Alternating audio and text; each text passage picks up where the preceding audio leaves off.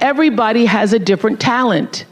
And the reason we're all so messed up is because you're looking at everybody else's talent and wishing you had some of their talent.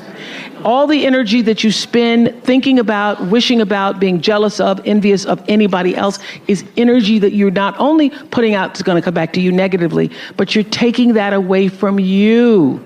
All your energy should be forced on, what do I have to offer? What do I have to give? How can I be used in service? Because Dr. King's message of not everybody can be famous, but everybody can be great, because greatness is determined by service. And there is not a job in here that you can do that you don't switch the paradigm to service and not make that job more fulfilling. I don't care what the job is. If you say, I'm a singer, I'm a dancer, I'm an artist, I'm a teacher, I'm a nurse, I'm a doctor, I'm a janitor, I'm a clerk, if you say, if I look at this from, how do I use this in service to something bigger than myself? It no longer becomes a job.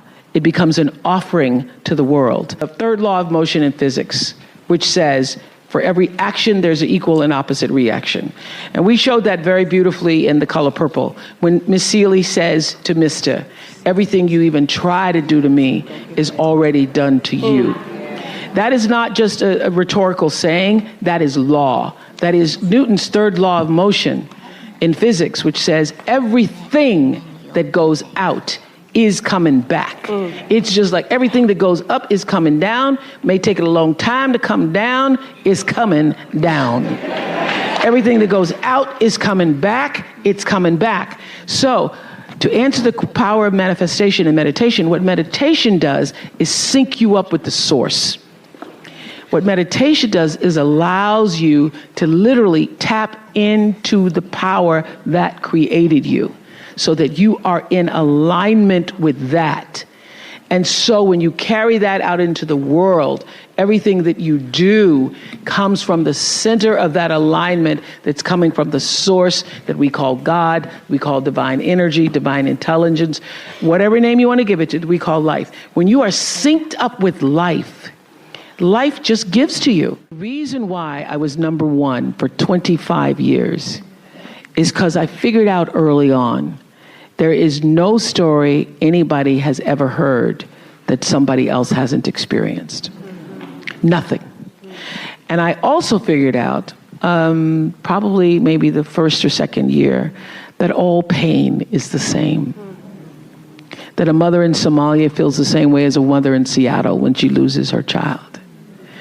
And the common denominator in the human experience is our emotions and our feelings.